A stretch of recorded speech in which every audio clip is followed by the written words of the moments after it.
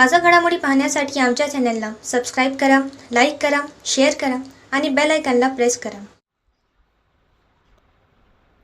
A7 न्यूजमध्ये आपले स्वागत. महाराष्ट्र दिन व कामगार दिनानिमित्त पालकमंत्री नरहरी झिरवाळ यांनी दिल्या जनतेला शुभेच्छा. विकासाकडे झेपावणारा आपला हिंगोली जिल्हा सामाजिक, शैक्षणिक, आर्थिक आणि सांस्कृतिक क्षेत्रात प्रगती करीत आहे. जिल्ह्याची चौफेर प्रगती व्हावी यासाठी जागरूक नागरिक म्हणून आपण सर्वांनी एकत्र येऊन प्रयत्न करूया, असे प्रतिपादन राज्याचे अन्न व औषध प्रशासन विशेष सहाय्य मंत्री तथा हिंगोली जिल्ह्याचे पालकमंत्री नरहरी झिरवाळ यांनी केले.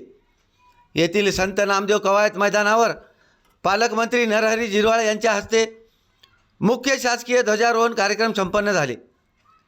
यावेळी ते बोलत होते.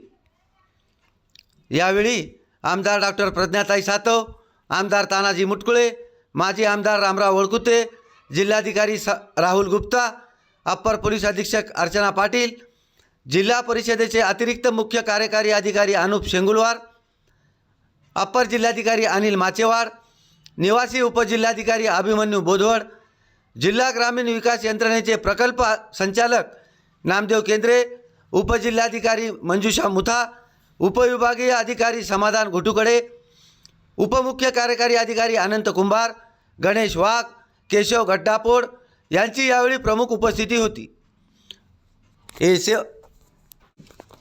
यावेळी शैक्षणिक कामासाठी सिंगापूर अभ्यास दौरा केलेले शिक्षक प्रदीप घोंगडे, NRC डिजिटल आयुष्यमान भारतमध्ये उत्कृष्ट कामगिरी केल्यामुळे जिल्हा शल्यचिकित्सक डॉक्टर नितीन तडस, वैद्यकीय अधिकारी गोपाळ कदम, अस्थिरोग तज्ज्ञ डॉक्टर मनीष बगडिया, वैद्यकीय अधिकारी डॉक्टर बालाजी भाकरे, वैद्यकीय अधिकारी दंतरोग तज्ज्ञ डॉक्टर फैसल खान यांचा पालकमंत्री झिरवाळ यांच्या हस्ते प्रशस्तीपत्र देऊन सन्मान करण्यात आला.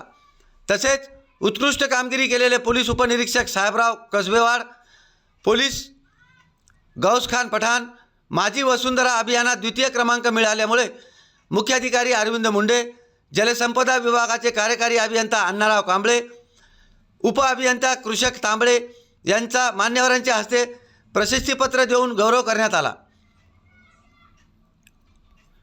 या कार्यक्रमाचे सूत्रसंचालन पंडित अवचार यांनी केले. यावेळी पोलीस, राज्य राखीव दल, होमगार्ड पथक तसेच बँक पथकाने परेडचे शानदार संचलन केले.